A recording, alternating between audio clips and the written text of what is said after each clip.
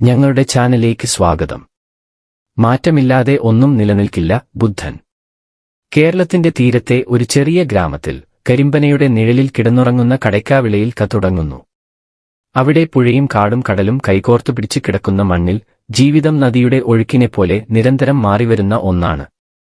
അവിടെ ജീവിക്കുന്നവർക്കും ഈ മാറ്റത്തോടൊപ്പം നീന്താൻ പഠിക്കാതെ നിവൃത്തിയില്ല. അങ്ങനെ ഒരു കഥയാണ് കുഞ്ഞുമണിയുടെയും അവന്റെ ചെറിയ പുഴുവിന്റെയും. കുഞ്ഞുമണി നിത്യജീവിതത്തിൽ യാതൊരു മാറ്റവും ആഗ്രഹിക്കാത്ത വിധം ശീലിച്ചുപോയ ഒരാളായിരുന്നു. തന്റെ കൊച്ചുകടയിൽ വിൽക്കുന്ന നാളികേരവും കപ്പയുമടുപ്പിച്ച് ഉച്ചയ്ക്ക് മാവടിയുടെ തണലിൽ മയങ്ങി രാത്രി കടൽപ്പരപ്പിന്റെ കഥ കേട്ട് ഉറങ്ങുന്ന ജീവിതം അവന് തികച്ചും പൂർണ്ണതയായിരുന്നു. പക്ഷേ കടലിൽ നിന്നും ഒരിക്കൽ ഒഴുകിയെത്തിയ ചെറിയൊരു പുഴു അവന്റെ ക്രമീകൃത ജീവിതത്തിൽ ഉണ്ടാക്കിയ കൊടുങ്കൽ അവനെ ഞെട്ടിച്ചു. ആ പുഴു സ്വയം നീന്തി കടലിൽ എത്താൻ ആഗ്രഹിച്ചു.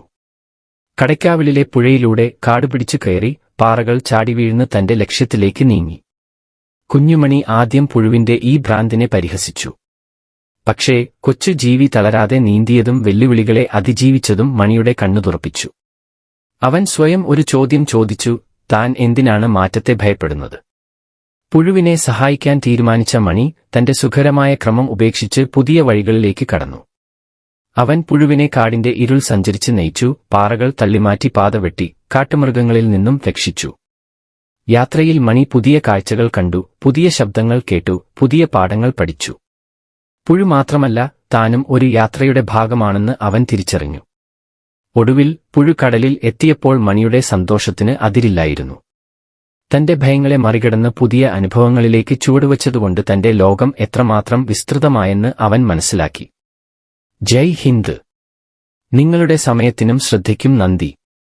ഞങ്ങളുടെ വീഡിയോ നിങ്ങൾക്ക് പ്രചോദനമാകുമെന്ന് ഞങ്ങൾ പ്രതീക്ഷിക്കുന്നു. നിങ്ങളുടെ സുഹൃത്തുക്കൾക്കും കുടുംബാംഗങ്ങൾക്കും വീഡിയോ ലൈക്ക് ചെയ്യാനും അഭിപ്രായമിടാനും പങ്കിടാനും ഞങ്ങൾ അഭ്യർത്ഥിക്കുന്നു. ഇതുപോലെയുള്ള മോട്ടിവേഷണൽ വീഡിയോകൾക്കായി ഞങ്ങളുടെ ചാനൽ സബ്സ്ക്രൈബ് ചെയ്യുക. ജയ് ഹിന്ദ്.